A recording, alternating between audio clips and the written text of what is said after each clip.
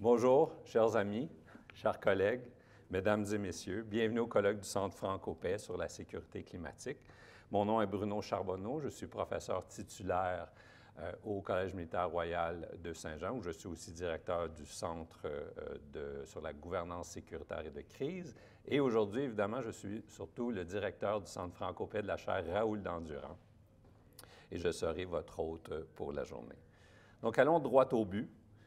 Ce colloque s'inscrit dans un contexte historique de ce que j'appelle la polycrise, c'est-à-dire où de multiples crises émergent, s'entremêlent et remettent en question, selon certains, l'ordre mondial et même les fondements de nos sociétés. L'année 2020, je ne vous apprends rien, a été un choc extraordinaire et une catastrophe sans précédent.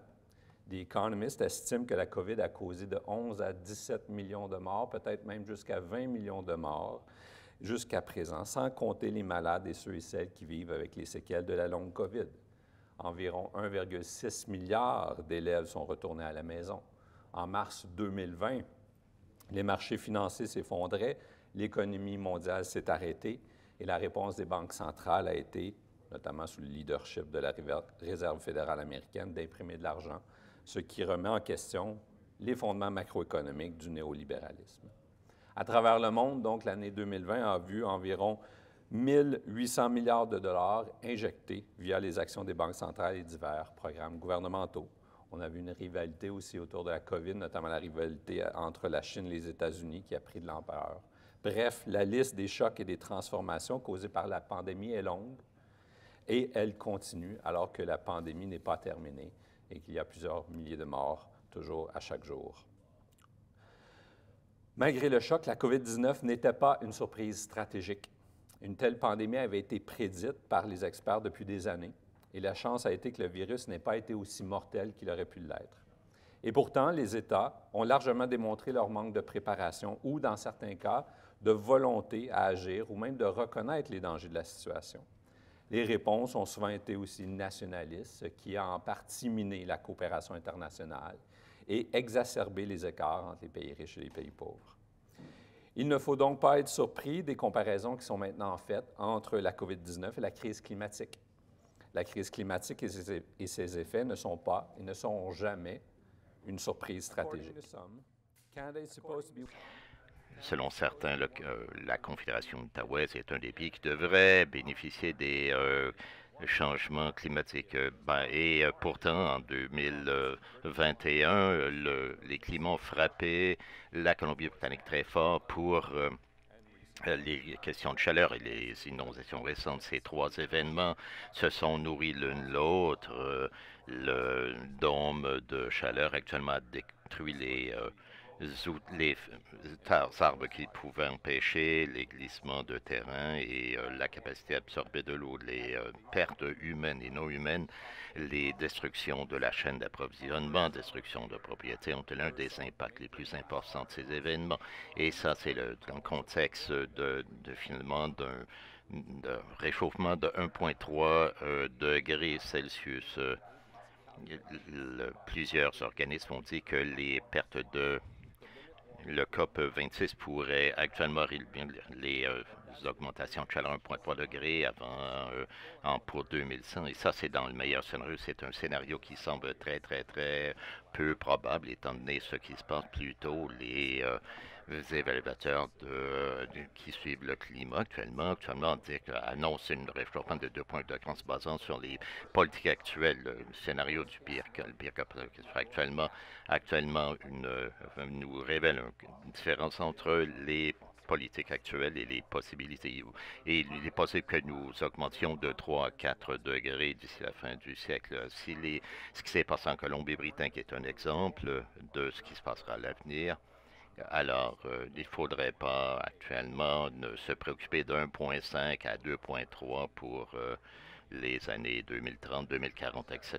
2,7 ou 2,9, les modèles nous disent qu'il y aura 1,9 milliard de personnes, de 30% de discussion de la production de nature, près de l'équateur, des température inhabitable. Et encore une fois, si je regarde le cas de 2021 pour un état de cas, tous les événements des prochaines années en Australie, en Inde, en Chine, en Allemagne, au Brésil, etc. Pour ne nommer que certains éléments. Le dernier actuellement, c'est que même le Canada n'est pas prêt à faire face au changement climatique. Les politiques de mitigation des climats ces dernières années ont demandé, pour montrer le besoin pour les Canadiens et d'autres au monde de s'apprendre l'adaptation au climat de manière sérieuse.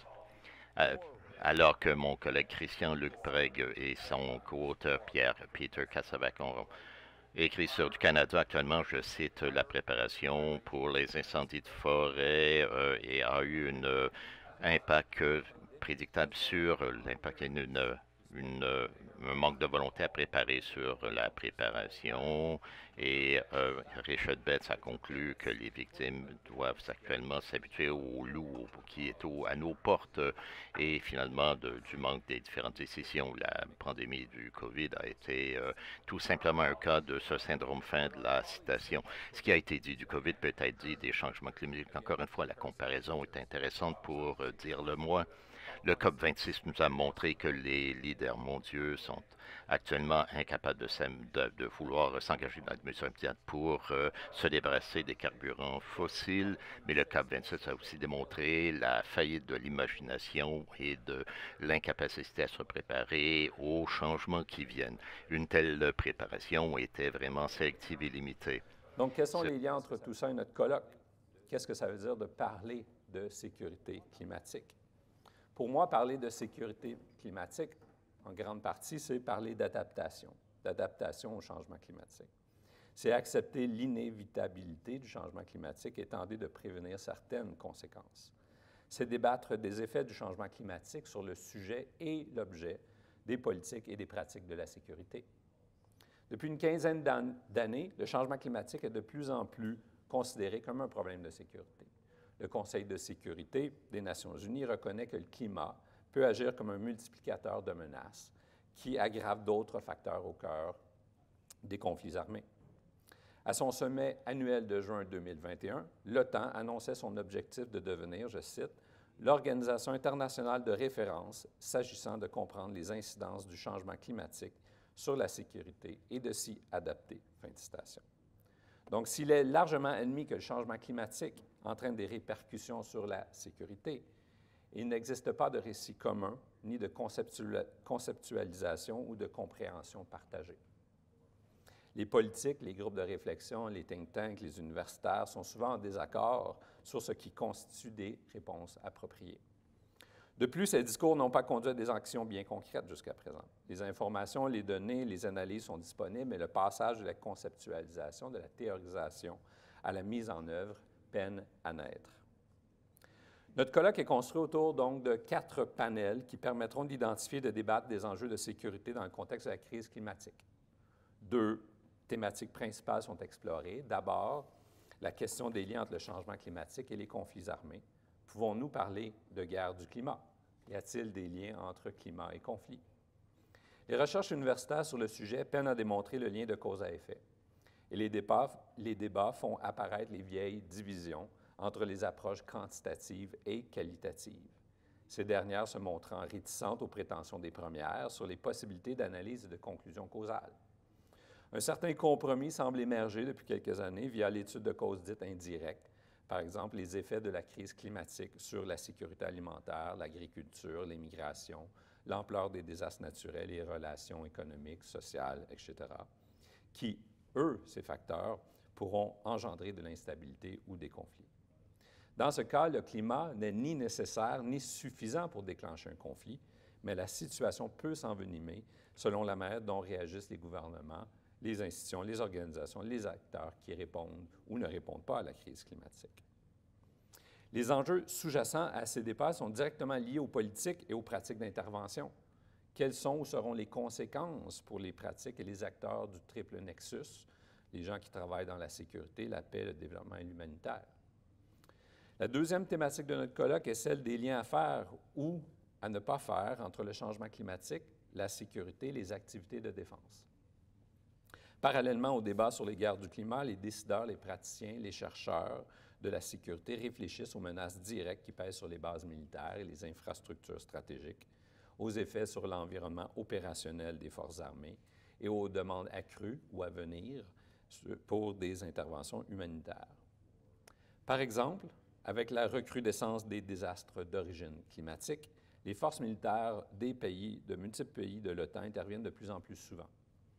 Dans de nombreux cas, les catastrophes causées par des événements météorologiques extrêmes, ou même la COVID-19, ont amené les forces militaires à jouer un rôle de soutien dans la gestion civile des crises. Livraison de provisions, évacuation des citoyens, remise en état des infrastructures essentielles et un soutien général aux opérations. Au Canada, ces rôles sont relativement remis en question. Encore une fois, pour citer mes collègues, Christian et Peter, je cite, "The view has developed within the armed services that humanitarian relief and domestic missions are a threat to their combat role, even though there does not seem to be much of a factual basis for this belief." Fin de citation. Donc, il y a réticence, une réticence qui n'est pas surprenante, car les enjeux et les activités de sécurité liées au changement climatique soulèvent la question de la mission militaire. Qu'est-ce que la sécurité? Qu'est-ce que la défense nationale dans un monde menacé par la fonte des glaces, l'augmentation du niveau des mers et des températures, la multiplication des phénomènes météorologiques extrêmes et le déclin de la biosphère? La sécurité de qui et de quoi parlons-nous? Ultimement, selon moi, les réponses apportées ne pourront que s'appuyer sur différents engagements éthiques. Encore une fois, la COVID-19 nous donne des indices, notamment lorsque l'on examine la production et la distribution des vaccins. Permettez-moi ici de citer David Wallace Wells, qui a écrit ces mots dans un article très récent du London Review of Books. "Not all deaths are created equal. In February 2020, the world began to panic about the novel coronavirus, which killed 2,714 people that month. This made the news. In the same month, around 800,000 people died from the effects of air pollution. That didn't. Novelty counts for a lot. At the start of the pandemic, it was considered unseemly to make comparisons like these.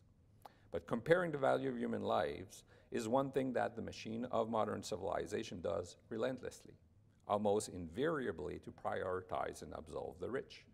When, for example, the global supply of COVID vaccine is apportioned primarily to the highest income countries, or when the cost of natural disaster in Bangladesh is measured against the impact of sea level rise on Miami Beach real estate, or when Joe Biden's one-time economic advisor, Lawrence Summers, proposed that Africa as a whole was, quote-unquote, vastly underpolluted and suggested that, quote, "the economic logic behind dumping a whole load of toxic waste in lowest wage countries is impeccable," end quote.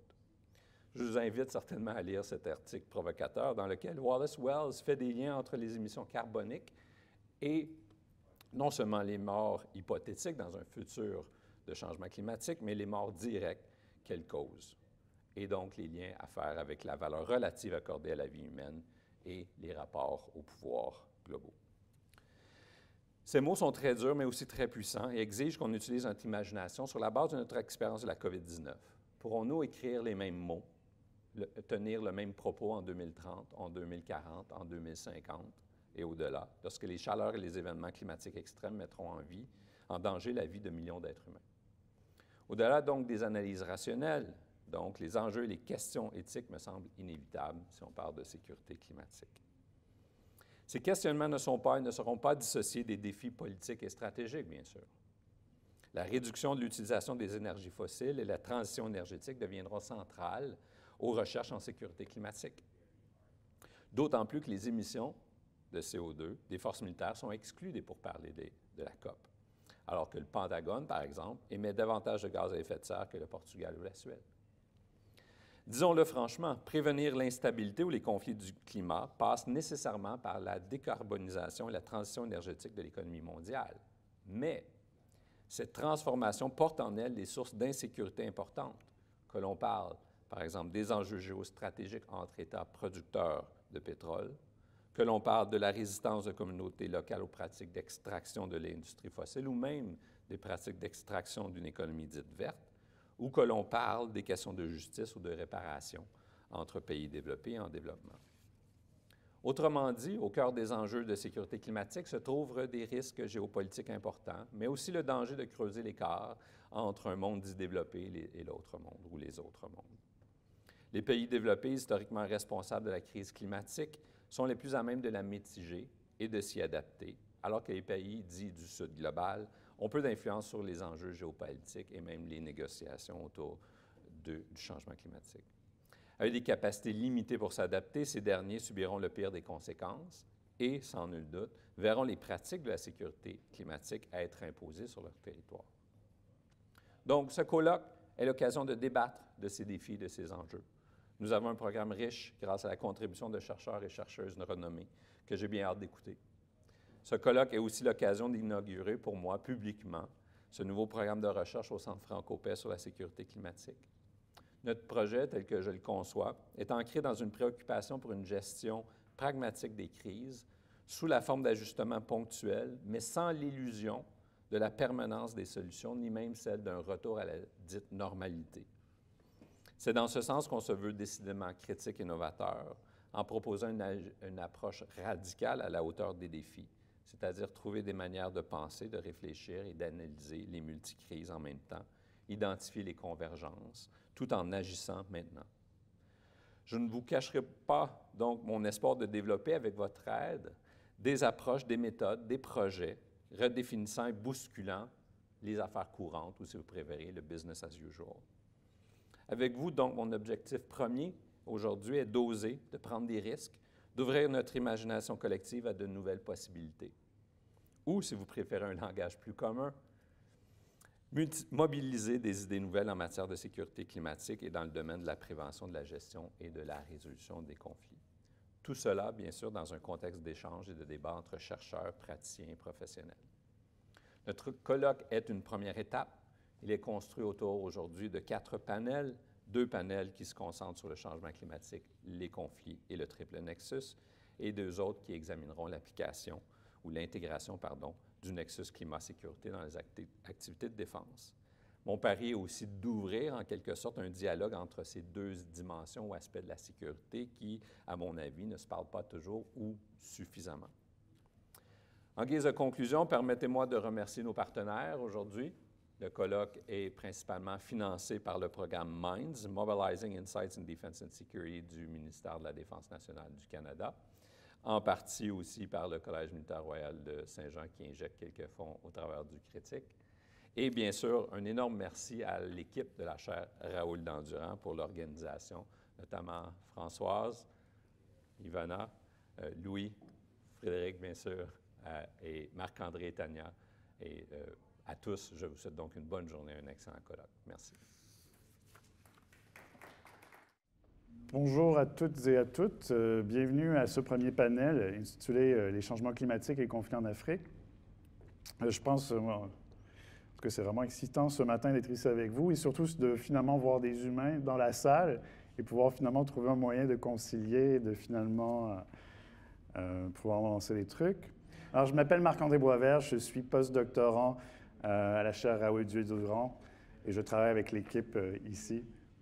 En guise de présentation, on parle sur l'Afrique parce que nous avons beaucoup de belles présentations.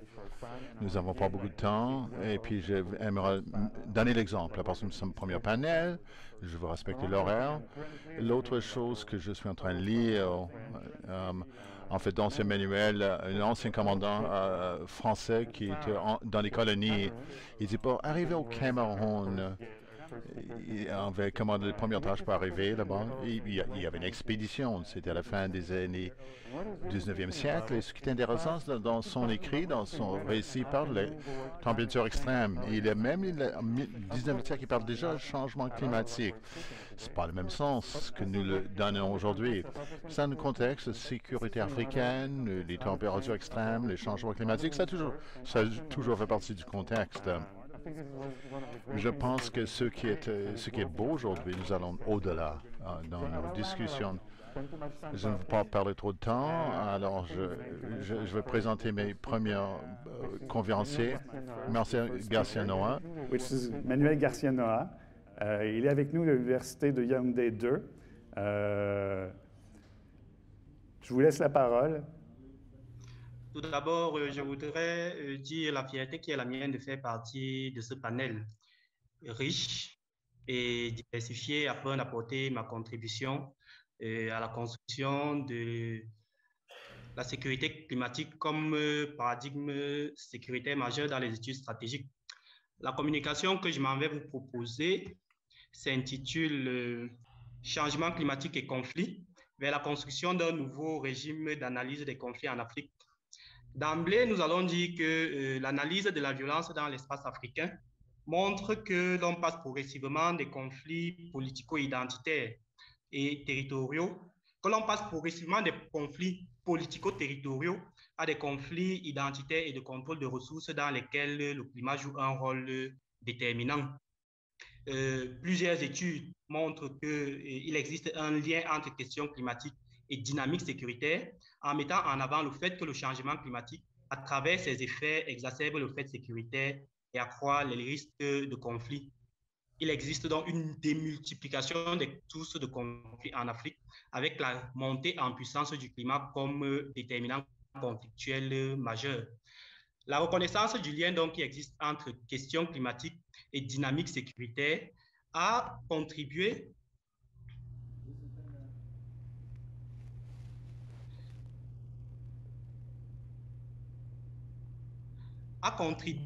à la contestation des schémas classiques d'analyse de la violence par la reconnaissance de l'environnement comme multiplicateur de menaces et vecteur d'insécurité. Il s'en est donc suivi une montée en puissance de l'insécurité climatique en Afrique au travers des mutations climatiques majeures qui amplifient les conflits aussi bien aux échelles infra- que interétatiques et une raréfaction des ressources, des événements extrêmes et un accroissement des poches de vulnérabilité qui créent des tensions ou amplifient des tensions sociales qui sont à l'origine de ces conflits-là. Cela s'est caractérisé également par le renforcement de l'instabilité préexistante qui, en interaction avec la fragilité socio-institutionnelle et les problèmes de gouvernance, réduisent la capacité des nombreux États africains à se prendre en charge. Ceci étant dit, notre première partie s'intitule Changement climatique et conflit dans l'espace africain, une relation complexe. Et nous partons du conflit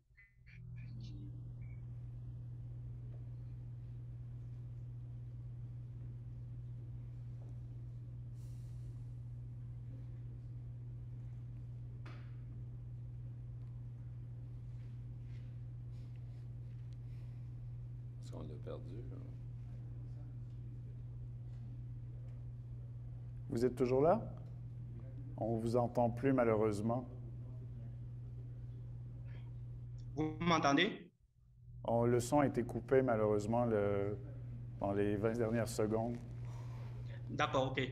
Donc, je disais, la première partie s'intitule Changement climatique et conflit dans l'espace africain, une relation complexe. Et nous partons de la notion du conflit pour aborder justement le conflit climatique.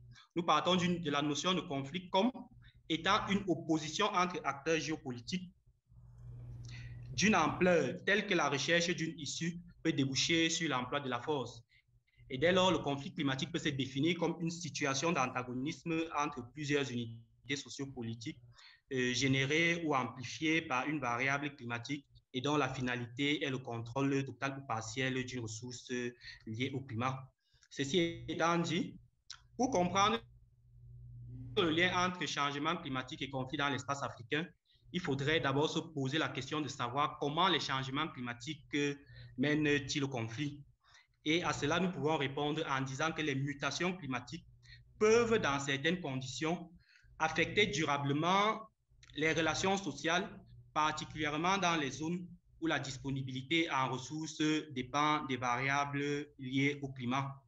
À cet effet, des phénomènes extrêmes tels que les inondations, le stress hydrique ou encore les sécheresses conduisent à la réduction de la quantité des ressources disponibles, à un accroissement de la précarité socio-économique et à une compétition pour la conquête et le contrôle des ressources entre unités politiques ou groupes sociaux. Et ceci, c'est notamment observé le Soudan du Sud ou encore le Burkina Faso où des affrontements intercommunautaires du fait d'une rareté induite par l'offre qui elle-même est générée par la modification des régimes d'accès aux ressources vitales pour les communautés, se sont manifestés. Et d'une autre part, on a une amplification des mouvements de population qui génèrent des tensions entre États et communautés dans les populations où ces migrations se produisent. Et ces tensions sont générées du fait que les ressources disponibles dans les espaces hôtes ne permettent plus de satisfaire la demande aussi bien en ce qui concerne la satisfaction des besoins des populations hôtes que la satisfaction des besoins des migrants. On observe également dans ce lien entre insécurité climatique et conflit une rareté induite par la demande qui, du fait de la croissance démographique et de l'augmentation de la consommation par habitant, alimente les tensions sociales et accroît la probabilité pour les groupes sociaux d'entrer en conflit dans l'optique de sécuriser les ressources nécessaires à leur bien-être. L'insécurité climatique caractérisée ici par des inondations, des sécheresses au stress hydrique ou encore la hausse des températures accroît donc ou exacerbe donc les tensions sociales à travers la raréfaction des ressources, amplifie l'inflation, accroît également la vulnérabilité des systèmes de production dépendants des ressources associées au climat et amène les unités sociopolitiques à se regarder en chien de faïence dans un contexte où plus de 80% de la population tire les ressources dont elle a besoin pour ses activités de l'environnement. Nous passons donc à la deuxième partie de notre présentation qui s'intitule « Variabilité climatique et construction d'un nouveau régime d'analyse des conflits en Afrique ». Et pour aborder cette partie, nous partons d'une approche du régime comme étant une institution sociale régissant les actions de ceux qui s'intéressent à un ensemble d'activités spécifiables pour définir le régime d'analyse des conflits comme un ensemble d'éléments conceptuels, de postulats, de paradigmes et de méthodes scientifiquement organisées en vue d'expliquer la manière avec laquelle les conflits émergent et s'entretiennent. Et ce régime d'analyse des conflits constitue donc une grille de lecture qui se veut objective du fait conflictuel en montrant comment, lorsqu'ils sont mis ensemble, des dynamiques sociales peuvent mener dans certaines conditions à l'émergence des conflits. Ce régime d'analyse, bien entendu, a quelques caractéristiques et il part de l'idée selon laquelle l'émergence et la durabilité des conflits en Afrique ne s'expliquent plus exclusivement par des déterminants politico-territoriaux. Ils se fondent sur deux principes, dont le premier est que la forte dépendance des sociétés et des États africains vis-à-vis des ressources associées au climat constitue un souci majeur et alimente les dynamiques aussi bien conflictuelles que coopératives entre acteurs sociaux politiques.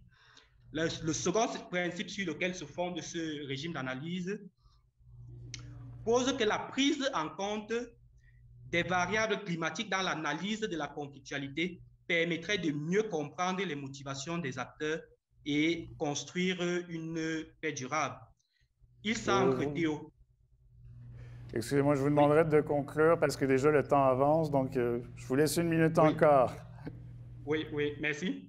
Désolé. Donc, il s'ancre, ce régime d'analyse des conflits puise sa source dans les études critiques de sécurité et procède de la déconstruction et de la délégitimation progressive des régimes d'analyse classiques qui mettaient fortement en avant le caractère statocentré avec une prédominance des dimensions politico-militaires. Ben, je vous remercie beaucoup. C'était très intéressant. Je vais... Reviens au plateau. Merci, professeur. Tad Johansen vient de Norvège. C'est l'Université de Norwich, Sciences de la vie, l'Université norvégienne, Sciences de la vie.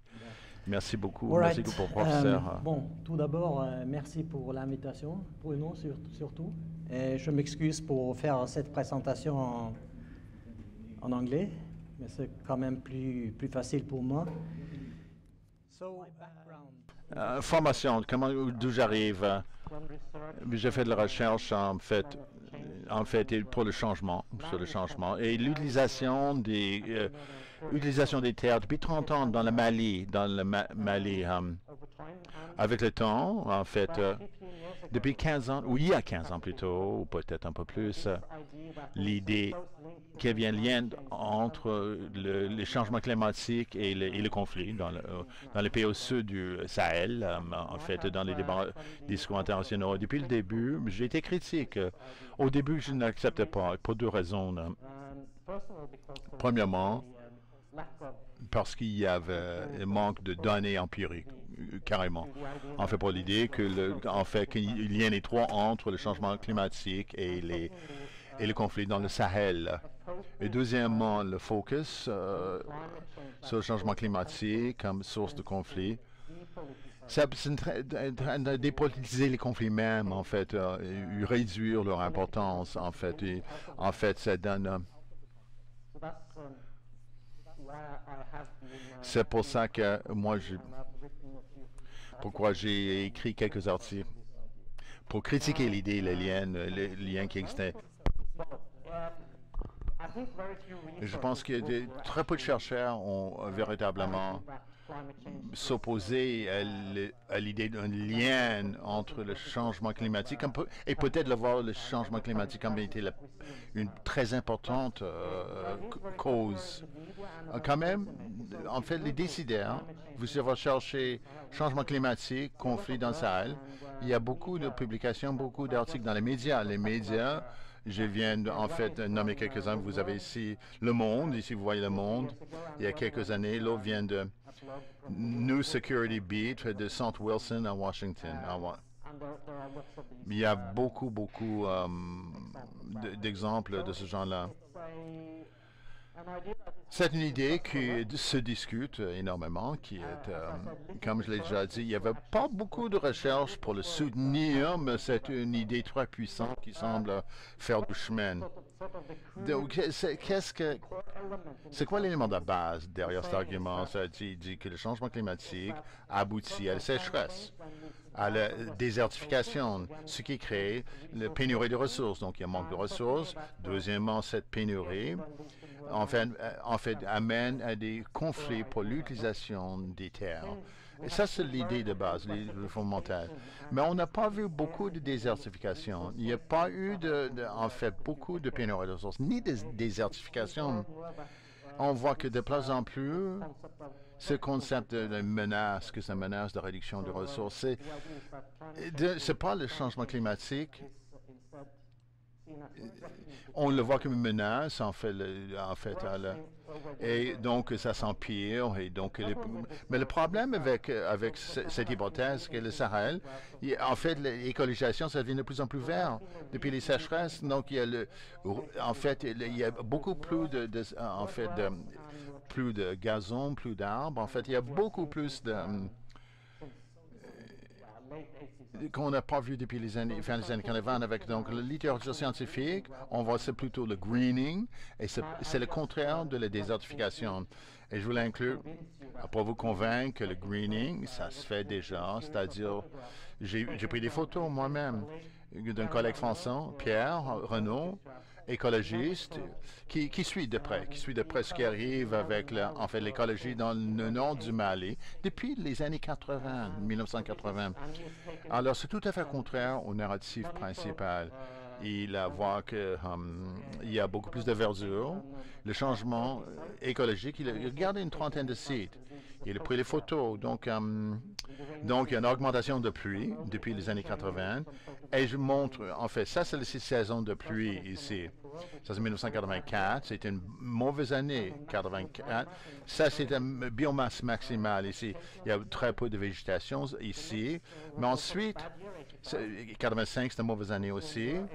88, c'est commencé pas mal, pas pire. 89, un peu de sécheresse. Il y a une variation annuelle. 92, c'était quand même 99, très bon. Beaucoup plus de verdure. 2003, beaucoup plus de verdure. 6, 7 et 15. Et ces photos ont été prises sur place. En fait, vous voyez les mêmes arbres. C'est le même site. Vous voyez l'arbre qui est en haut à droite. Et ce n'est pas une exception. C'est une règle générale qu'il y a beaucoup plus de verdure. Qu'est-ce qui se passe? En fait, il y a le changement, qu'il y a beaucoup plus de verdure. c'est la pluie. En fait, on mentionne la pluie. En fait, ici, vous avez le courbe de précipitation à Dakar. Et ce n'est pas typique du Sahel, mais je vous donne quand même. En fait, il y a de pluies records qui remontent jusqu'en 1985. Vous voyez exactement les mêmes tendances que vous voyez dans les autres sites du Sahel. Ici, vous voyez une période humide, mouillée, sec, des années 70 et 80, période sécheresse, et la reprise de la pluie depuis les ans 2000. Changement climatique, ce n'est pas la source du conflit ou de violence que nous observons. Donc, c'est quoi la raison, c'est quoi le véritable lien entre la violence et qu'est-ce que c'est? Pourquoi les gens se joignent au groupe de djihadistes et qui augmentent de plus en plus de puissance et d'influence? Aujourd'hui, ce que je cherche à contribuer, c'est l'idée. Les gens deviennent djihadistes, deviennent terroristes, ils s'y intègrent. C'est la politique, en fait, des terres, l'utilisation des terres. Si on veut savoir ce qui est dans le Sahel, qu'est-ce qui se passe vraiment, qu'est-ce qui est derrière les conflits, nous devons comprendre la politique d'utilisation des terres. J'ai 3 exemples de la politique de land et de la gouvernance environnementale. Je prends un exemple, peut-être plus, mais quand même, la gouvernance environnementale, il y a un article, je peux vous faire, en fait faire référence à un article que j'ai publié avec un collègue. Ça, c'est le 3e exemple. Ici, des exemples comment la politique de gouvernance environnementale se déjoue. Donc, les gens vont se joindre au groupe armé parce qu'on l'appelle djihadisme, c'est vraiment une question de gouvernance environnementale. Ici, vous avez le cas de Mali, l'Afrique de l'Ouest, si vous ne connaissez pas. Et c'était au milieu. Vous voyez, en fait, le delta, en fait, c'est une terre d'inondation, en fait, des terres humides. Je vais revenir au delta. 3 exemples, c'est la désertification. Les services forestiers et la violence verte, ce n'est pas le désert en tant que tel. C'est les tentatives d'arrêter les désertifications, de mettre fin qui contribuent en fait, l'augmentation de la force et de la violence parmi les groupes armés. Ici, en fait, pour les tentatives de mettre fin par le gouvernement du Mali, c'est les services forestiers qui essaient de mettre fin à la désertification. C'est un organisme gouvernemental qui a été créé dans les années 1930 pendant la période coloniale française. Les agents forestiers, ils portent des uniformes verts, armés, ils portent des armes. Et enfin, ça va de haut en bas. C'est une gouvernance qui va de haut en bas. C'est vraiment centralisé, autoritaire. En fait, avec le focus augmenté sur cette lutte contre la désertification, ils ont eu un mandat d'imposer des amendes. Ils sont devenus pas populaires à cause des amendes qu'ils posaient contre les bergers, contre les producteurs agricoles. Et les années 80-90, j'ai interviewé les femmes qui ont reçu des amendes par les agents forestiers parce qu'elles sont allées ramasser le bois sec pour... donc, les femmes... Donc, le service forestier, ça n'a pas aidé. Donc, depuis les années 80, ils sont très, très, très peu populaires. Ils ont une puissance. En fait, ils ont beaucoup plus de financement pour des causes environnementales, donc pour la conservation, en fait, les politiques de conservation au Sahel. Ils sont devenus très puissants. Et Mali, avec une période d'ajustement structurel, donc les rationalisations, en fait, de nombre de personnel gouvernemental, le nombre d'agents forestiers qui ont été réduits. Voilà. Ça, c'est un exemple. En fait, les chefs des groupes armés djihadistes savent exploiter les sentiments populaires parmi les paysans. Donc, ils parlent dans leur discours, ils vont dire, sur WhatsApp, ils font des discours, ils parlent de la corruption des forestiers et d'autres autorités gouvernementales. L'autre exemple, c'est accès pastoral pour au plan d'inondation. En fait, c'est des terres humides. en fait énorme à côté du fleuve. Et la gestion du fleuve, en fait des terres humides et des lieux de pâturage, parce que les lieux de pâturage, c'est une ressource clé pour les bergers, pour ceux qui en fait font l'élevage. En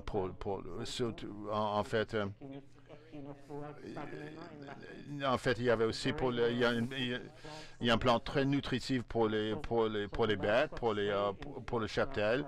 Donc, il va rester dans le delta fin novembre jusqu'au mois de juin pour se nourrir pendant cette année sèche. Il dépend entièrement de cette plante, de cette bougou. Bougou, donc les pâturages de bougou sont gérés par les Joro, qui sont les chefs de file traditionnels. C'est sûr, ils ont chacune une unité. Delta, c'est divisé en 37 unités de terre ou de l'eau. Ils ont gestion le califat Medina a établi ce système du 19e siècle jusqu'à 1864. Le califat existait. Les Joro avaient la puissance de gérer les lieux de pâturage le long du delta et les bergers savaient quand arriver, quand ils avaient accès pour avoir l'autorage, ils payaient des frais en fait vers les autoritaires et puis les frais ont augmenté et le gouvernement arrivait pour ramasser de l'argent pour prendre les frais à partir de... Et le mécanisme est devenu des plus impopulaires. Alors, quand les djihadistes ont pris en charge la gestion du delta durant les années 1960, 50-60, ils ont dit actuellement au Jura, alors on ne charge plus rien. Et ça a été la base de leur popularité. Et les Jura ont demandé encore au groupe GT s'ils pouvaient commencer aussi à charger des frais. Ils ont été en mesure de le faire et cela crée une division parmi les différents troupeaux et parce que certains qui viennent du delta comme tel ne paient rien ou alors des frais minimes. Ceux qui viennent des villages hors du delta actuellement paient plus cher. Donc vous voyez une division. Certains sont toujours en faveur de Hakikinim Ben Matina, que certains disent appartenir à Al-Qaïda et d'autres viennent des villages dans les terres arides et ils se sont joints à une autre organisation qui s'appelle Aïsla Islamia qui fait partie, soi-disant, de l'État islamique. Donc vous avez Al-Qaïda et l'État islamique qui actuellement se battent pour ce qui est des pâturages au Mali. Donc, encore une fois, quand vous regardez tout cela, vous savez, vous avez certains de ces éléments sur la diapo, et puisque le temps qui m'est imparti est maintenant révolu, ben je sauterai à ma conclusion et j'aurais pu parler de cela pendant une demi-heure. Merci beaucoup, Tom, c'est tellement intéressant parce que, bien sûr, encore une fois, votre travail s'est vraiment concentré sur le domaine.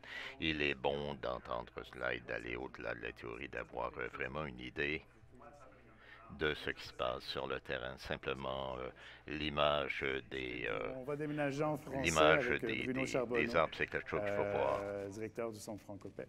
Merci Marc-André. Merci à mes collègues qui m'ont précédé, Manuela et Thor en particulier, qui met la table un peu pour ce que je veux dire aujourd'hui, ce dont je veux parler. Permettez-moi de commencer par une petite anecdote. Il y a 2 ou 3 semaines, je contribuais ou je participais à un atelier de travail avec des collègues, surtout européens, sur justement une édition spéciale, en fait, d'une revue, des articles sur la question justement environnementale liée au climat, est-ce que ça cause des conflits, tout ça. Donc, bref, un peu la conversation qu'on a ici ce matin. Et puis, d'emblée, on avait un collègue socio-anthropologue qui disait, pourquoi on parle de ça? Je croyais que la question avait été enterrée, le nexus climat-conflit était une question dépassée.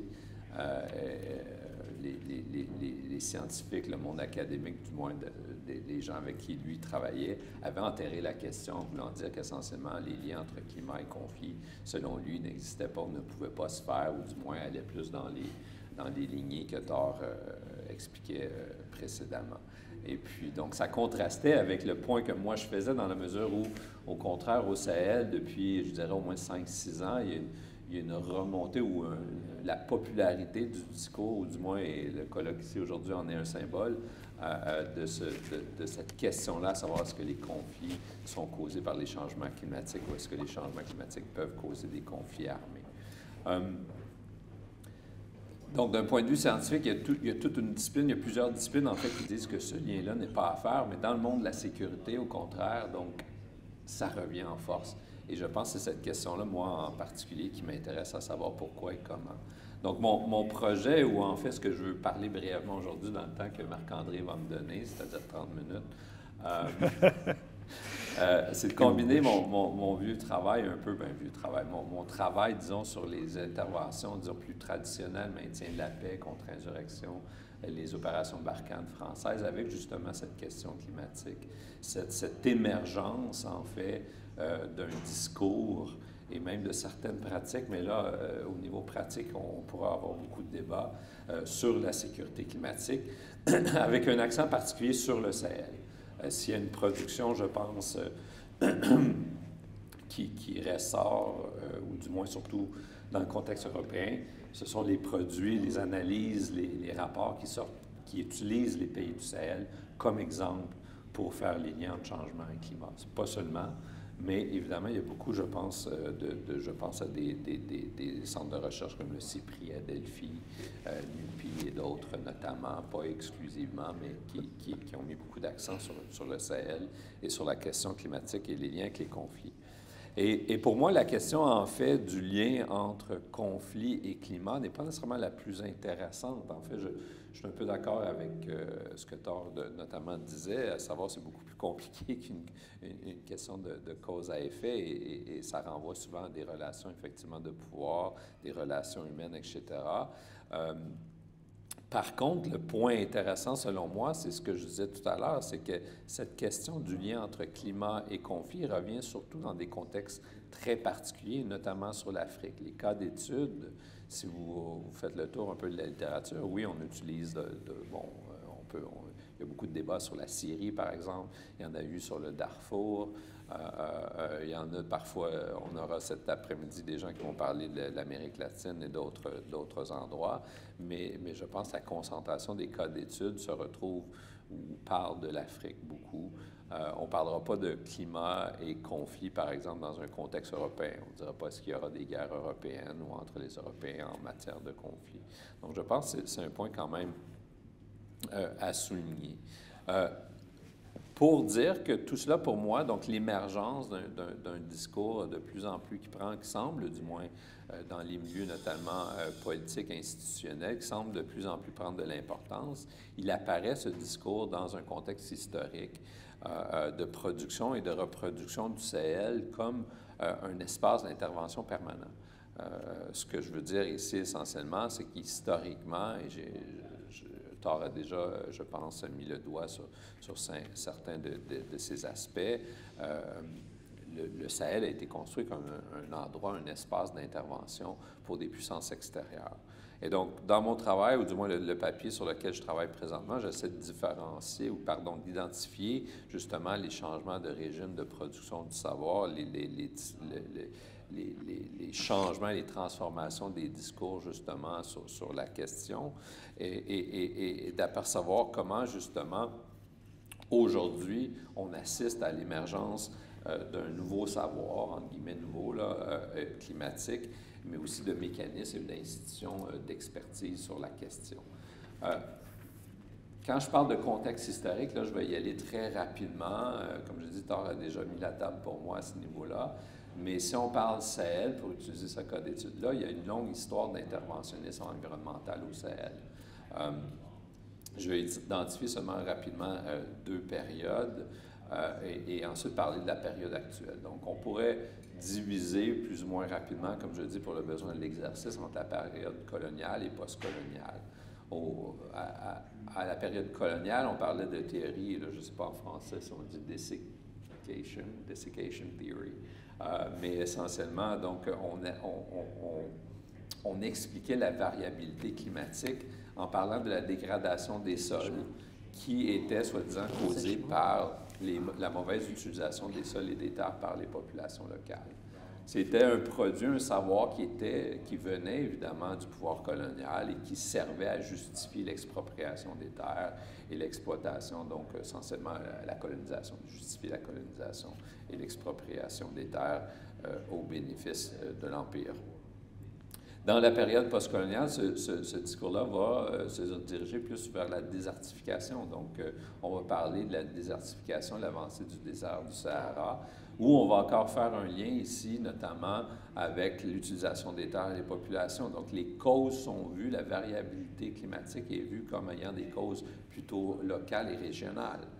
Ce discours va changer assez rapidement dans les années, justement, 70, 80, 90, lorsqu'on va aller au-delà du régional et plutôt analyser la variabilité climatique au Sahel du point de vue global pour justement voir que les systèmes climatiques et la variabilité climatique au Sahel changent dans ces aspects globaux et donc qu'il y a des liens avec les changements climatiques au niveau global et que donc la variabilité climatique n'est pas nécessairement et n'est pas en fait liée à l'utilisation des terres ou à des causes dites locales ou régionales. Et pourtant, même si ce concept, notamment de désertification-là, et Thor a utilisé un exemple très concret de la chose au niveau scientifique, a été remis justement aux oubliettes, il demeure très populaire dans les milieux politiques et médiatiques. Peut-être que si vous avez vu M. Bezos d'Amazon encore annoncé à la COP, dans le contexte de la COP 26, Thor a écrit là-dessus, qu'il allait financer le fameux mur vert au Sahel, donc qui est un vieux discours dont on va justement empêcher la désertification du Sahel. Donc, je vois le temps qui file. Le discours actuel émerge dans un contexte très particulier. Je pense qu'il ne faut pas négliger dans quel contexte il est. Rapidement, si vous connaissez évidemment suivi le Sahel, vous savez de quoi je parle. On parle d'une intervention internationale quand même majeure, avec des forces militaires menées notamment par l'opération Barkhane, l'opération française Barkhane, mais qui vient avec un lot d'acteurs, notamment européens, l'ONU, un soutien américain et un soutien régional africain aussi. Et Barkhane, à l'été dernier, on a annoncé sa fin, qui est plutôt en fait une transformation, une régionalisation. On assiste vraiment, je pense, aujourd'hui, en 2021, mais évidemment avec des racines, on parle de presque maintenant 10 ans que l'opération Barkhane a été lancée, d'une transformation de la gouvernance sécuritaire au Sahel.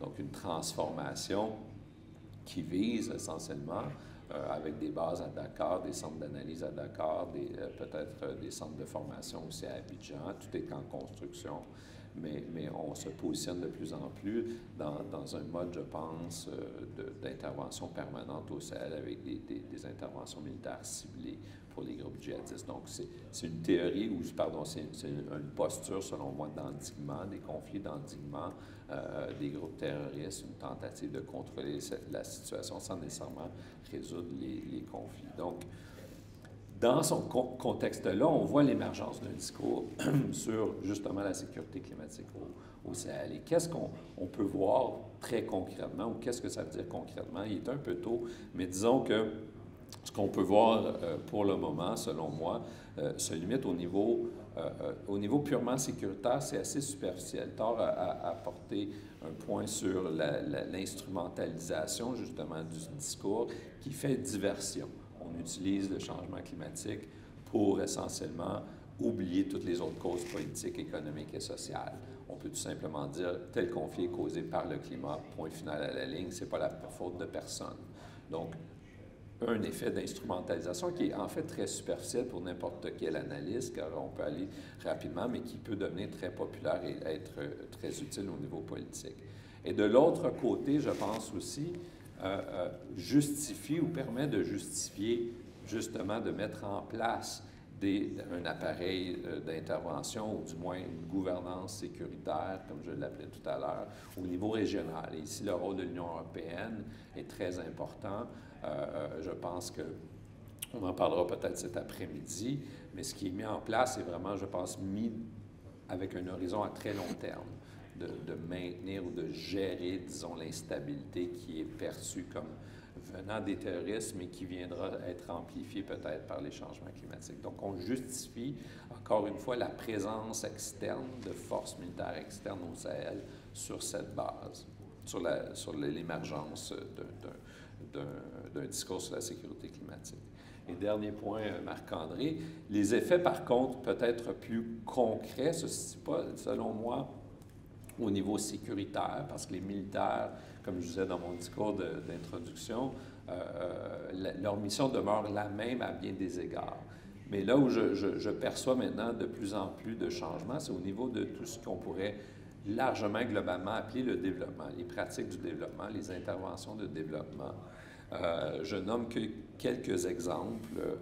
La Banque mondiale qui a maintenant un projet de 350 millions de dollars sur la prévention des conflits dans le contexte des changements climatiques pour l'Afrique de l'Ouest seulement. Donc, ils sont en mode consultation pour le moment et ils cherchent à travailler avec les organisations régionales africaines pour prévenir les conflits climatiques. 350 millions de la Banque mondiale. On a des collègues aussi du CIGIAR qui nous parleront, par exemple, plus tard de leurs projets en termes de sécurité alimentaire, qui sont une autre façon d'intervenir au niveau du développement, avec un accent sur la sécurité alimentaire en termes de résilience pour les changements climatiques à venir.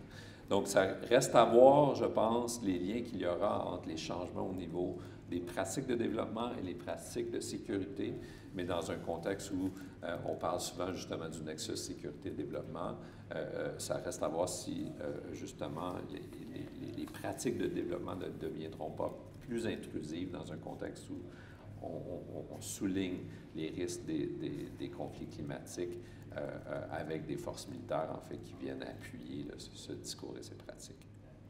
Merci. Merci beaucoup, Bruno Charbonneau. Maintenant, on retourne en ligne en direct d'Ottawa.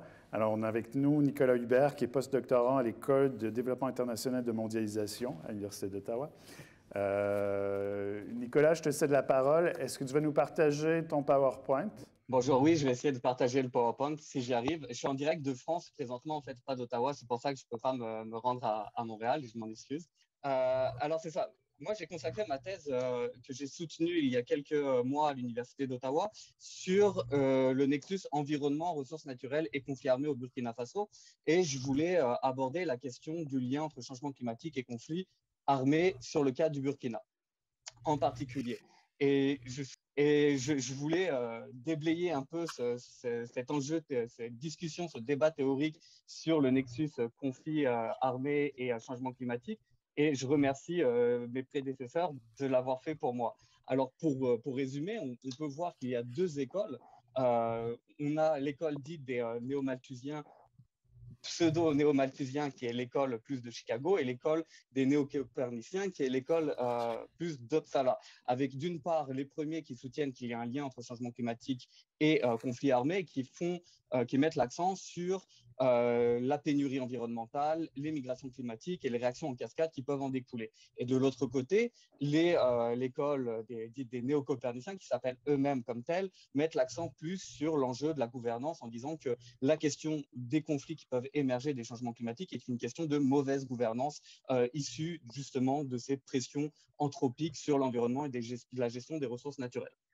Alors, ce qui est intéressant dans le cas du Burkina Faso, en fait, c'est qu'on voit qu'il y a plusieurs grilles de lecture à adopter et que ce cas d'étude permet un peu de recontextualiser ce débat et un peu de faire la part des choses. Le plus intéressant, en fait, c'est un aspect que je n'avais pas identifié dans ma thèse initialement, avant que je me rende sur le terrain, et qui est apparu une fois que je suis arrivé sur le terrain, lorsque j'ai commencé à échanger avec les acteurs sur place. C'est cette question des migrations climatiques au Sahel, issues des grandes sécheresses des années 70 et 80, dont Thor a évoqué tout à l'heure. En fait, ce qu'on remarque au Burkina Faso, en fait, ce qui est important de souligner déjà, c'est que ces migrations climatiques, enfin, ces sécheresses environnementales, pardon, ces sécheresses au Burkina Faso dans les années 70-80 sont directement le résultat des pressions anthropiques sur l'environnement. Des études assez récentes démontrent en effet que ce sont les pollutions de soufre en provenance d'Europe et d'Asie qui ont directement causer ces sécheresses au Sahel et lorsque les réglementations ont fait diminuer les émissions de soufre, en fait, on a vu que la pluviométrie était plus ou moins revenue à une certaine normalité, même si ce n'est pas la normalité d'avant les années 70. Maintenant, au Burkina Faso, ce que je me suis rendu compte lors de la réalisation de mon terrain, c'est que ces sécheresses ont engendré de nombreuses migrations climatiques.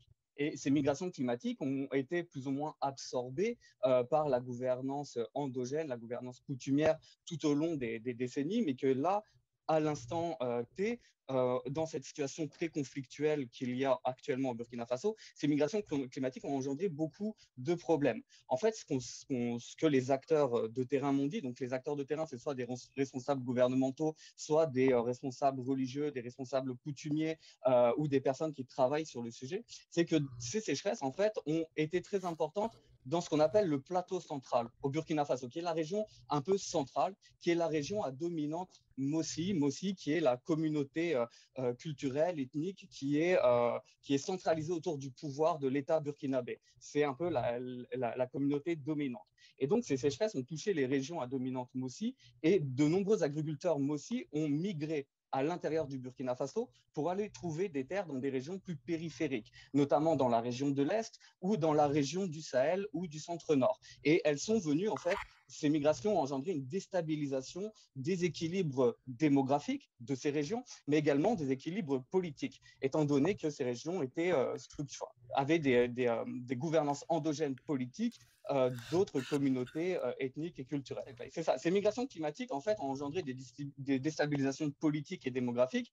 Et en fait, ce qui s'est passé, c'est qu'au niveau de la gouvernance locale endogène, les autorités coutumières qui géraient la terre d'une manière collective, en dehors de la conception de titres fonciers ou de gestion moderne de la terre, ont accueilli ces populations qui migraient en leur accordant des terres à exploiter, mais c'était selon une conception endogène. Donc, les personnes pouvaient exploiter la terre, mais n'avaient pas le titre de propriété de la terre en termes privés.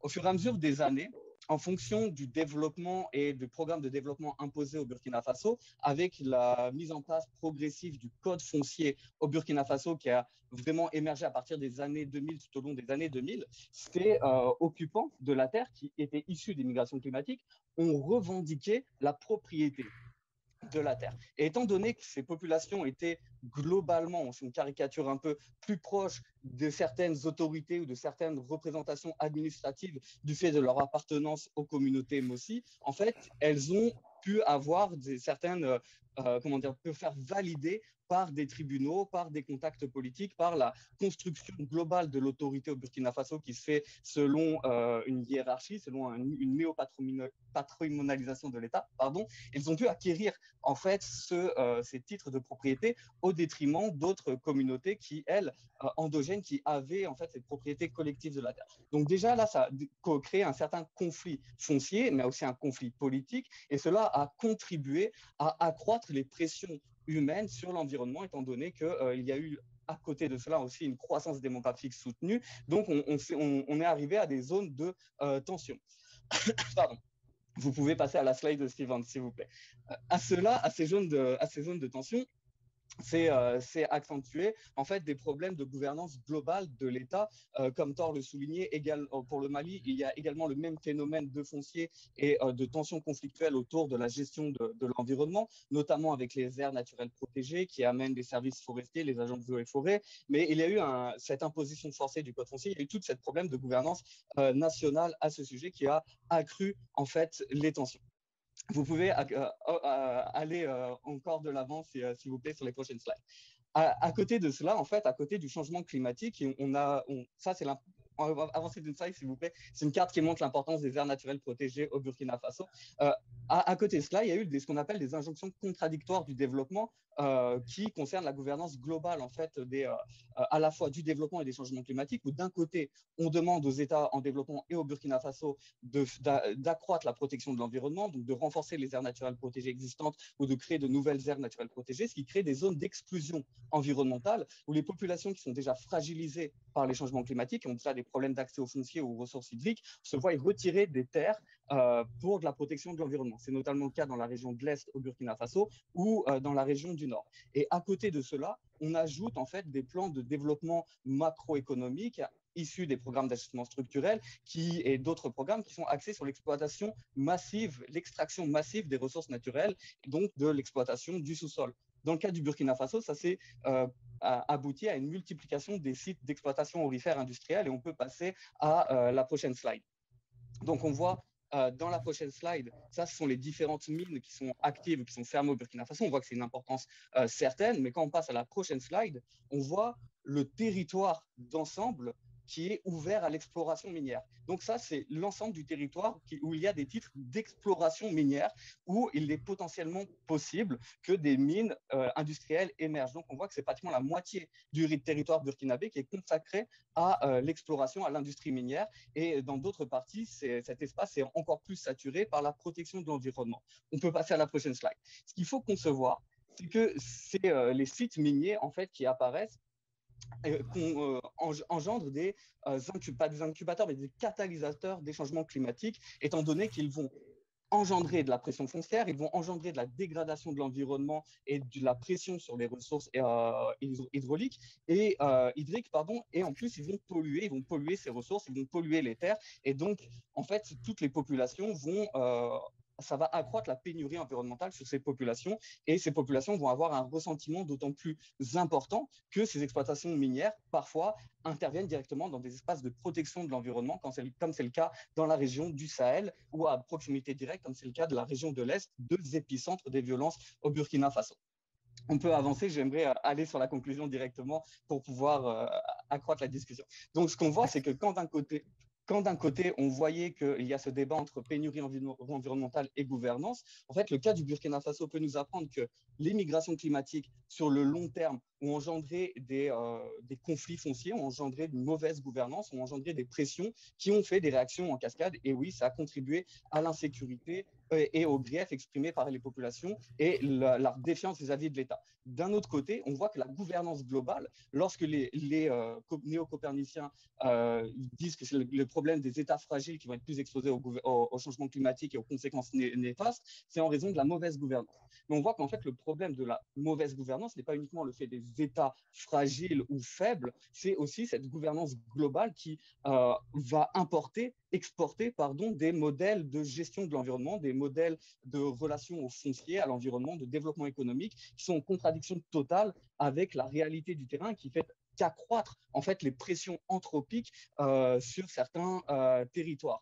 Donc il y a aussi tout un tas d'autres aspects que je ne pourrais pas aborder aujourd'hui, mais qui sont liés aussi à la perception même de l'environnement et à la compréhension de la relation entre nature, environnement et société humaine, qui diffère totalement pour les sociétés endogènes, que ce soit les sociétés Peul ou les sociétés plus agricoles sédentaires, et la compréhension moderne qui impose le modèle du développement minier. Donc moi, ma conclusion, en fait, c'est de souligner le fait que la gouvernance ne doit pas être la variable principale qu'on doit retenir. C'est vraiment l'environnement doit toujours être considéré comme une variable majeure à prendre en considération sur ce débat entre changement climatique et conflit, et qu'il faudrait revoir un peu cette idée de variable environnementale et de la manière dont les transformations de l'environnement influencent la gouvernance ou les modes de gouvernance qui peuvent amener à des mauvaises gestions et à des réactions en cascade vers des situations conflictuelles qu'on peut connaître au Burkina Faso.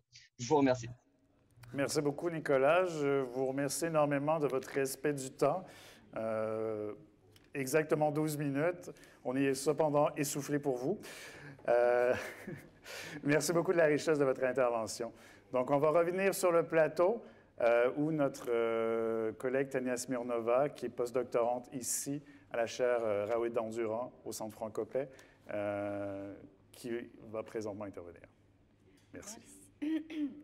Merci beaucoup, Marc-André. Tout le monde m'entend. Donc, j'ai l'honneur de présenter, de prendre la parole à cette réunion. Et je vais commencer aussi par une petite anecdote, mais ce n'est pas vraiment une anecdote tant que ça. Parce que le mois de décembre, donc dans quelques semaines, je pense la semaine prochaine, le Niger, donc le pays sur lequel je travaille depuis déjà plusieurs années, va présider le Conseil de sécurité des Nations Unies au sujet du climat et au sujet de Climate Change and Security. Et donc cette réunion sera présidée par le président de la République du Niger, Mohamed Bazoum, et ce sera, à ma connaissance, pour la première fois où les autorités du Niger vont prendre la parole à si haut niveau au sujet du changement climatique et des conflits. Au regard de tout ce que nous avons dit tout à l'heure, je suis très curieuse comment est-ce que les autorités nigériennes vont se prendre à ce sujet si complexe, alors que le Niger, c'est un pays qui est engagé dans une dynamique de conflits assez violents, à la fois au sud-est, donc dans la région de Difa, et aussi à l'ouest, donc dans les régions transfrontalières avec le Mali et Burkina Faso. Ça reste un suspense, on le saura. Mais moi, personnellement, je reste assez sceptique en ce qui concerne le lien de causalité entre le changement climatique et le conflit. Donc, dans ma présentation, je voudrais proposer quelques pistes de réflexion que j'ai par rapport à ce sujet, et je voudrais préciser que on travaille ensemble, donc c'est un travail aussi collaboratif avec Marc-André, on discute beaucoup avec Bruno, et on s'appuie aussi à donner des chercheurs de CIGR en ce qui concerne les données climatiques, et ce travail justement collaboratif avec les chercheurs qui travaillent sur les sciences climatiques et donc les chercheurs qui travaillent sur les dynamiques de conflit, c'est une richesse très importante qui permet de dépasser, à mon sens, ces approches de causalité. Donc, le Niger reste très vulnérable aux perturbations climatiques et son niveau de préparation à cette variabilité reste très faible. Dans les années à venir, le climat au Niger va devenir encore plus erratique. Il y aura une hausse de température, une augmentation de variabilité des précipitations, leur intensité et du nombre d'inondations aussi, qui va augmenter encore. Donc à Niamey, à Agadez, à Difa, on était tous stupéfaits par les images assez frappantes des pirogues qui naviguaient dans les rues de Niamey. Donc cette stress climatique, qui est un facteur important, on aura un impact critique sur l'économie politique du Niger dans les années à venir, qui dépend de facteurs sensibles au climat tels que l'agriculture, l'élevage et la pêche. Mais ce qui est intéressant, et ce qu'on avait déjà vu dans les interventions de Thor, c'est que cette variabilité climatique, elle existait déjà depuis plusieurs années au Sahel, bien avant l'éclatement de la violence armée sans précédent au Sahel. Les conflits intercommunautaires et intracommunautaires pour l'accès aux ressources, donc l'eau, terre, animaux, ont été systématiquement réglés via mécanismes traditionnels, donc les lois coutumières. Aujourd'hui encore au Niger, dans les zones qui ne sont pas touchées par la violence armée, je pense spécifiquement à des zones à l'intersection de les régions de Tesker et de Zander, qui subissent une très forte pression sur les ressources locales.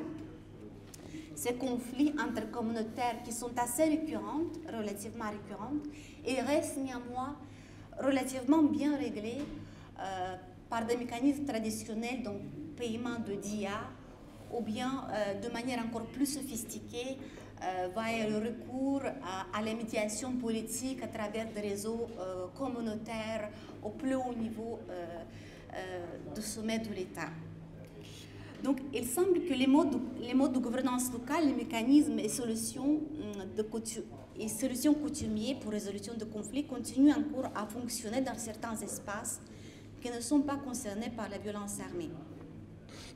En revanche, dans les zones affectées par la détérioration des situations sécuritaires régionales, donc dans le lac Tchad et dans les zones transfrontalières avec le Mali, ce n'est plus le cas. Les systèmes de gouvernance locaux sont largement bouleversés et déstabilisés.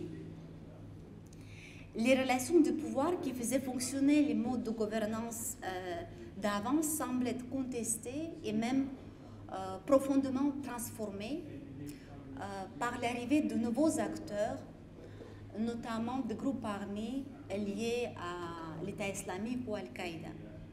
Ces groupes ont commencé à assurer progressivement une gouvernance limitée dans ces zones où ils opèrent.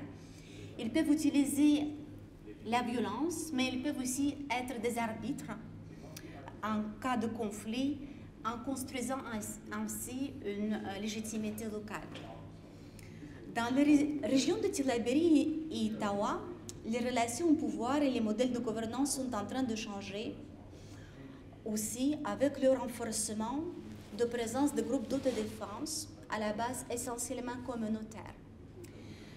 Certains membres de ces groupes peuvent avoir des liens d'appui logistique ponctuels avec des groupes armés, éparpillés un peu dans cette zone transfrontalière avec le Mali, ce qui crée beaucoup de confusion pour la population et qui mène encore à de nouvelles spirales de violence et de représailles.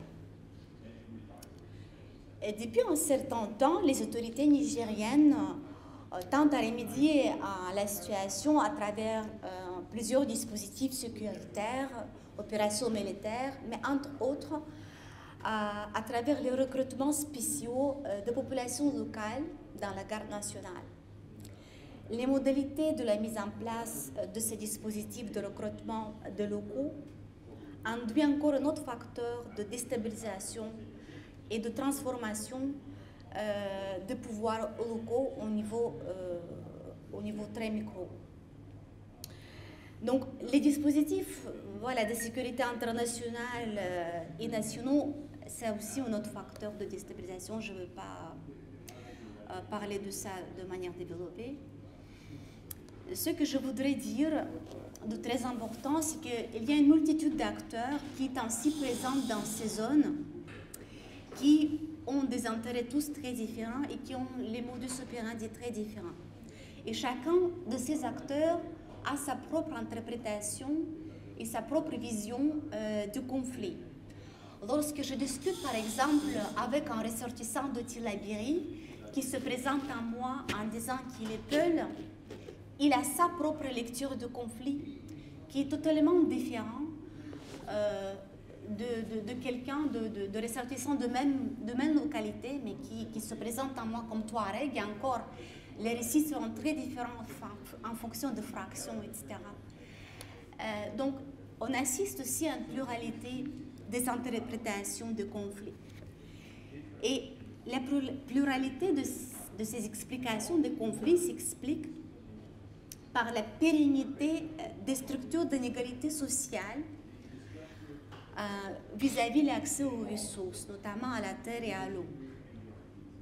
Ce que j'ai remarqué aussi dans mes entretiens, c'est que lorsque je discute et je pousse les personnes à aller un peu plus au fond, donc à parler longuement, il y a un renvoi quasi systématique aux événements marquants qui ont parfois lieu des dizaines d'années avant le conflit. C'est-à-dire qu'il y a un vrai retour au passé. Et donc ces récits qui renvoient au passé à des dizaines d'avant le conflit actuel reflètent parfois donc aussi aux interrogations aux droits fonciers. Et ces récits, ils font aussi partie d'une économie politique. Donc l'importance peut être oubliée ou même négligée dans le cadre d'un narratif dominant qui construisait en fait cette autre réalité de politics of land, ce que Milton avait dit tout à l'heure.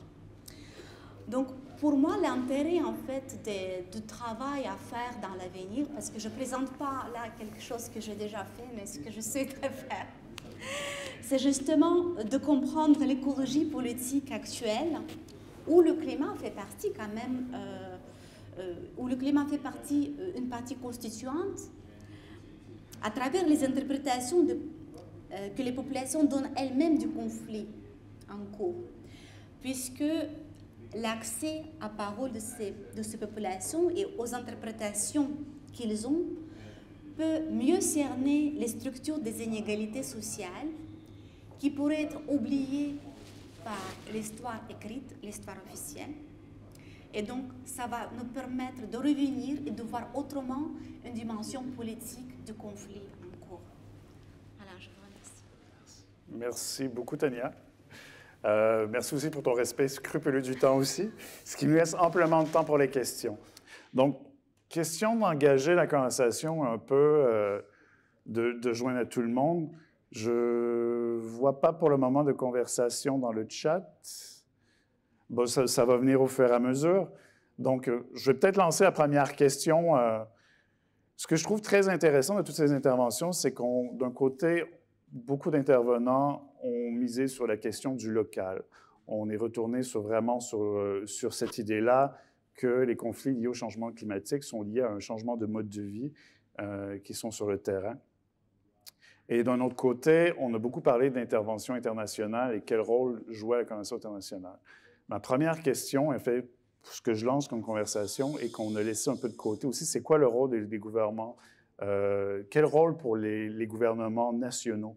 Comment construire l'État dans cette question-là? Je commencerai comme ça parce que je vois que les questions commencent à arriver sur Zoom et je préfère laisser les gens poser leurs questions et intervenir plutôt que moi, je vais mettre mon grain de sel dans tout ça. Mais je laisserai intervenir librement. Je peux peut-être commencer. Je pense que Nicolas semble vouloir réagir sur Zoom. Je vois Tom Dagianis, I think. Il y a une question dans la salle aussi, donc on peut quand même, en fait, une question dans la salle? OK. Merci beaucoup. Je m'appelle Tom Dagianis, Université Wilfrid Laurier à Waterloo, en Ontario. Et la question, je m'appelle Benjaminson de l'Université norvégienne. Vous avez encadré votre présentation ou votre argument en disant que, essentiellement, il y a un argument très fort que vous avez proposé, que les gens disent que le changement climatique, c'est la source de conflit, mais très peu reconnaissent qu'il y a un lien direct entre le changement climatique et le conflit armé, sans tenir d'autres facteurs, parce qu'il y a d'autres facteurs aussi dont il faut tenir compte, pas uniquement le changement climatique. C'est un argument pour enlever l'authenticité.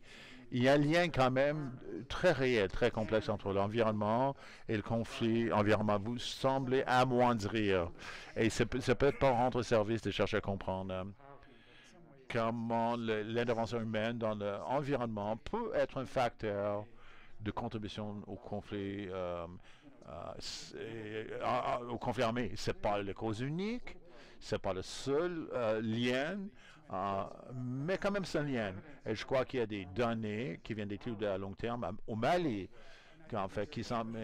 Patricia Tourman a écrit Tonombo Bougou, où elle parle de comment la pression sur l'environnement, en combinaison de pression humaine, en combinaison avec des changements réels, dans la pluie, dans la précipitation, dans la production agricole, ça impacte sur les vies et sur les revenus des personnes. Et il y a des conséquences sur la sécurité, sur la stabilité même de la communauté. Mais ça ne dit rien. Est-ce qu'il y a des facteurs politico-écologiques? Donc, question, finalement, ne croyez-vous pas, si vous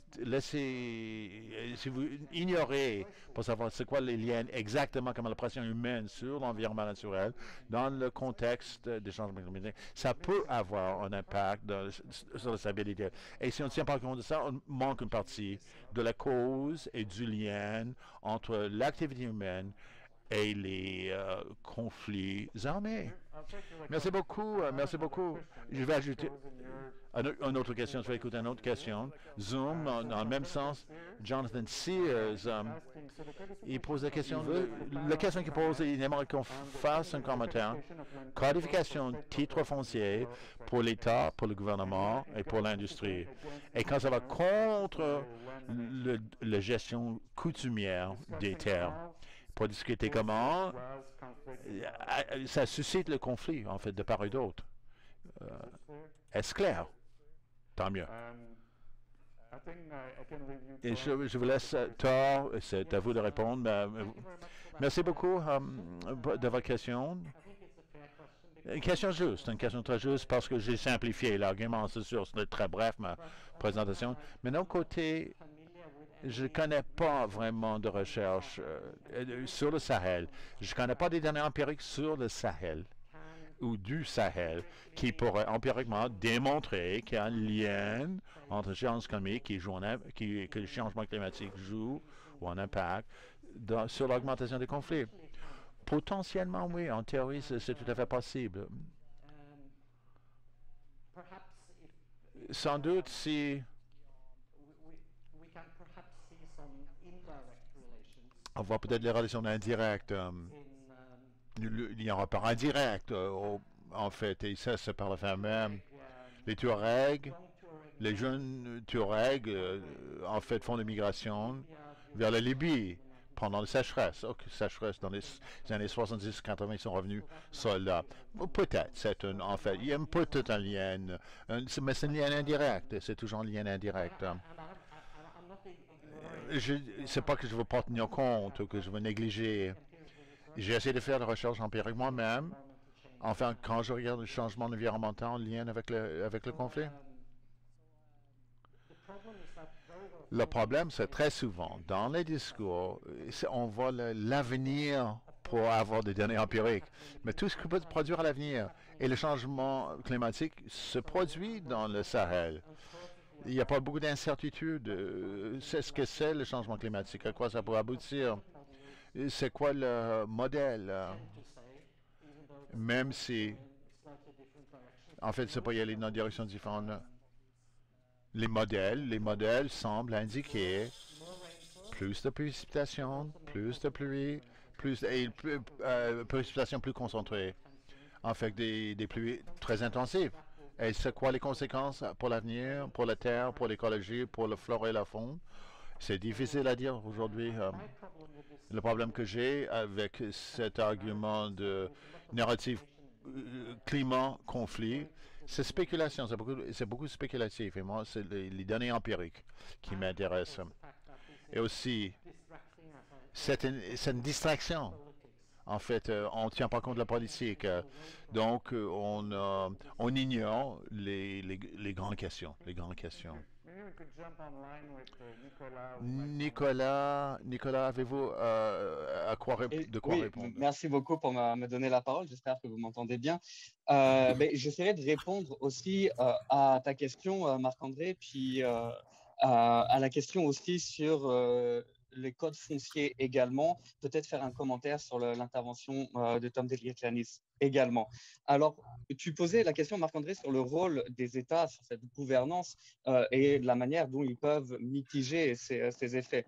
Dans le cas du Sahel et dans le cas du Burkina Faso, mais également dans le cas du Mali, le gouvernement, en tout cas la construction du régime post-colonial, des États post-coloniaux, ont servi de facilitateurs de mauvaise gouvernance et d'accentuation des problèmes liés au changement climatique.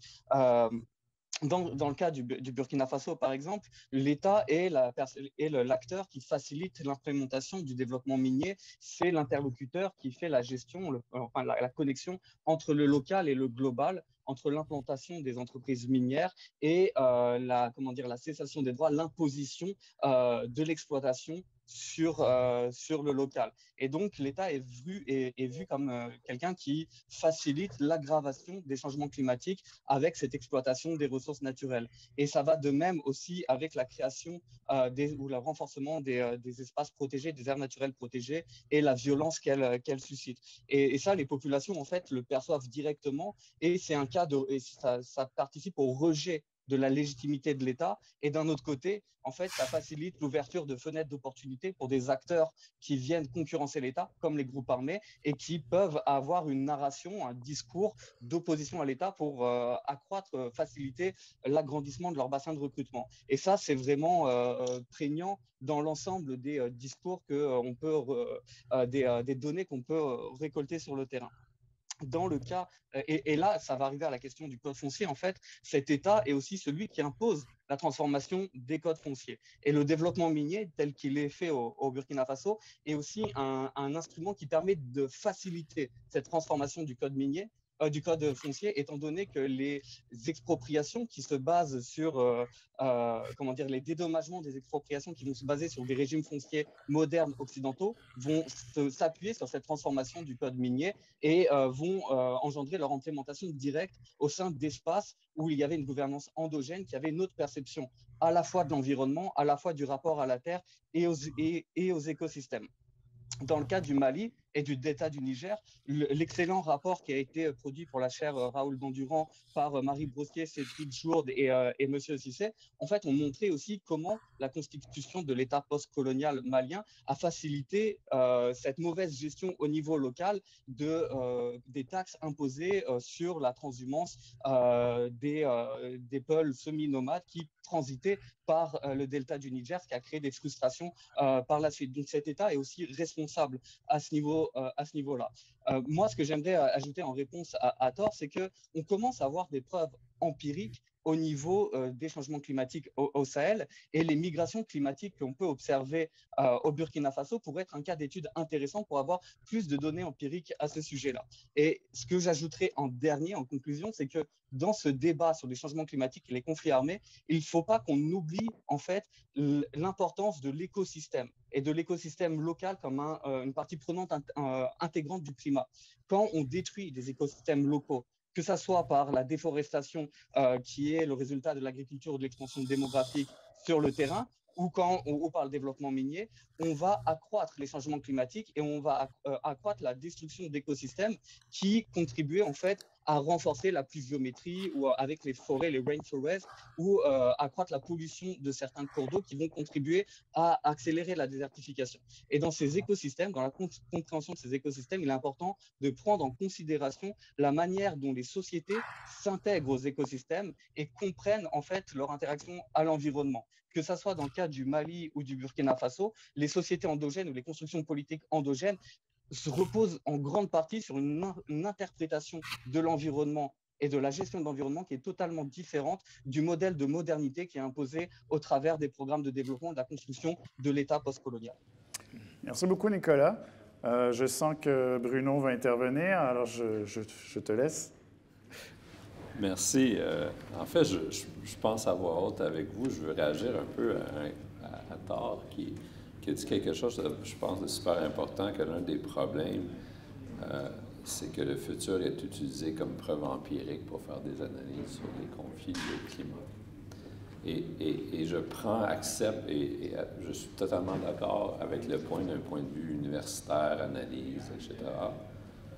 Mais j'essaie de penser en d'autres termes, et notamment la pratique de la prévention des conflits, qui est nécessairement à un certain niveau basé sur des prédictions, justement, ou des tentatives de prédiction des endroits et des circonstances où des conflits émergeront. Donc, on se base sur des scénarios du futur pour produire des analyses qui est évidemment spéculatif à un certain niveau, il n'y a pas de doute là-dessus. Et l'un des enjeux peut-être, et là je fais le lien avec la question de John, si j'ai bien compris la question de John, où l'un des gros éléments en termes très pratiques, empiriques, où l'on construit ou travaille sur la prévention des conflits, on va le voir surtout dans ce qu'on appelle de manière très générale le développement. On va parler de résilience, par exemple. On va parler de sécurité alimentaire. On va parler en général de politique de développement pour prévenir les conflits. Et là où je pense à la question où le point de John rentre, je pense, en compte, et ça revient un peu à plusieurs des points que Nicolas et Thor ont fait aussi, Tania aussi a touché à ces questions-là, c'est le contraste ou la contradiction entre les besoins, disons, de prévention des conflits au niveau local, donc disons, la résilience locale, mais la vision aussi du développement qui est imposée de l'externe, et notamment, comme si je comprends bien le point de John, qui qui est les industries d'extraction, notamment, qui viennent de l'extérieur et qui n'ont rien à voir nécessairement avec les besoins locaux, mais bien avec des besoins qui sont ailleurs, évidemment, donc les besoins d'une société de consommation. Donc, et là, je n'ai pas de réponse, comme je dis, je réfléchis à voix haute avec vous, je réagis à tort, mais cette question, pour moi, temporelle, est extraordinairement difficile au point de vue intéressante aussi au niveau intellectuel. Je comprends, je suis d'accord avec tort, et en même temps, si je cherche, quand je dis je parle de ceux qui font de la prévention des conflits, si on cherche à prévenir des conflits, nécessairement, on doit gérer ce futur. Et donc là, on est comme dans un entre-deux, et je n'ai pas nécessairement la réponse ici là, à quoi que ce soit, comment faire ce genre de truc-là et comment éviter les dérapages, évidemment, de liens causaux qui sont faits trop rapidement sur des preuves empiriques du futur, ou comme Thor le disait. Mais bon, c'était le point que je voulais faire par rapport à ça. Mais toujours revenir aussi, je pense, comment ça se traduit dans les liens, ce fameux nexus sécurité-développement. Je pense que pour moi, c'est très fascinant aussi, mais ça, pour une autre fois peut-être. Merci. Je ne sais pas si Tania, vous voulez intervenir, ou si on a toujours en ligne Manuela Garcia-Noas, si vous voulez intervenir. Donc,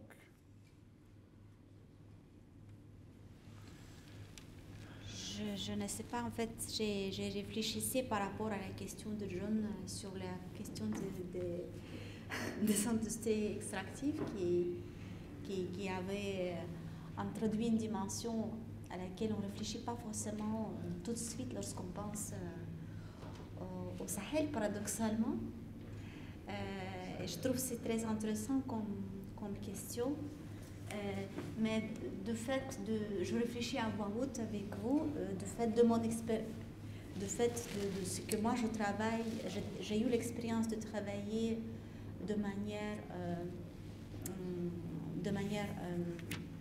d'une autre façon, en fait, sur une autre partie du Niger où il y a les industries extractives, donc là où travaille la compagnie pétrolière, le CNPC, et j'ai vu qu'il y a eu des conflits, je ne sais pas, en fait, ce que je pense toujours, c'est qu'il y a, lorsque les acteurs extérieurs qui viennent avec leur vision de développement du territoire, ça crée de nouvelles dynamiques de pouvoir et que ça crée des conflits. Mais la vraie question pour moi, c'est à partir de quel moment, quel est le seuil où on passe d'un conflit latent, de tensions latentes qu'on peut résoudre avec des mécanismes coutumiers, etc., à un exacerbation, à une violence absolument inouïe. Voilà. C'est plutôt une question que la réponse. merci, Tania. Je vois qu'on a une question sur Zoom. Je vais prendre le temps de bien la lire. Donc, on a une question de X. Ce sera probablement la dernière question, malheureusement, parce qu'on a c'est tout le temps qui nous reste. On a une question de Jean-Marc Page qui nous pose comme question. Avec la situation géopolitique actuellement au Sahel, avec le sentiment anti-français occidentaux et le retour en force de la présence russe et de la Chine en Afrique, comment jugez-vous que le sujet du changement climatique sera traité dans le Sahel avec ce changement de géopolitique? Je sens d'avance qu'on pourrait en parler pendant toute la journée.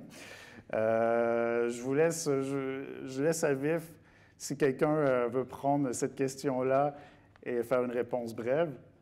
Moi, c'est le cœur de ma question. En fait, effectivement, dans quoi s'insère le changement climatique dans ce contexte-là? Et pour moi, je reviens à ce que je disais, je pense, dans ma présentation. Ça concerne beaucoup l'Europe, plus que les enjeux entre, par exemple, l'implication de la Russie, de la Chine et tout ça en Afrique.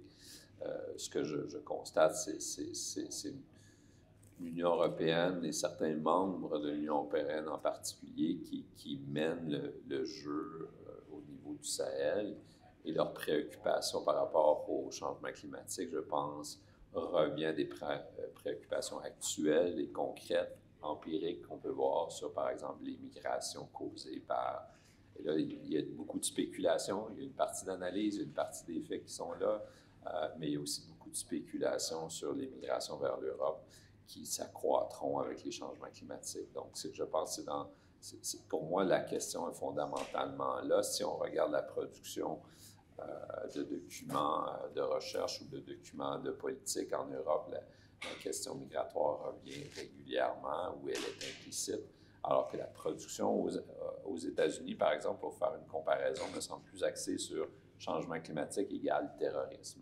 Donc, les discours sont un peu différents et qu'est-ce que ça a comme implication et conséquences pour la suite des choses? Ça reste à voir. J'ai déjà donné des éléments de réponse là-dessus, mais on manque de temps. Donc, mais peut-être Tania voudra dire quelques mots sur la Russie notamment. Oui, je pourrais juste faire un petit complément par rapport à la Russie et au changement climatique et en quoi est-ce que c'est lié à l'Afrique et le repositionnement, narratif de repositionnement ou repositionnement, comme vous voulez, de la Russie sur le continent. En fait, pour la Russie, comment moi je l'interprète, l'une des stratégies les plus importantes, c'est la quête de nouveaux marchés économiques en Afrique et l'exportation de denrées alimentaires fait partie des priorités de la Russie dans ce cadre de quête des marchés économiques. Et ici, l'enjeu de changement climatique comme un facteur, disons, objectif rentre en jeu en termes de reconfiguration de Russie, peut-être les perspectives éventuelles dans les années à venir. Merci beaucoup, Tania. Mais je pense que c'est tout le temps qu'on avait. Donc, je remercie beaucoup nos panélistes. Nicolas Hubert, merci beaucoup d'être avec nous. Merci beaucoup, Manuela Garcia-Noa aussi. Merci, Tania, Bruno et Tar d'être ici avec nous aujourd'hui. Ça promet pour une belle journée de conférence et on a des présentations aussi enrichissantes. Donc, comme je réitère, tous les panels seront disponibles en ligne par après. Je vous invite à nous rejoindre à 10h30 pour le prochain panel et au plaisir de passer toute cette journée avec vous. Merci beaucoup.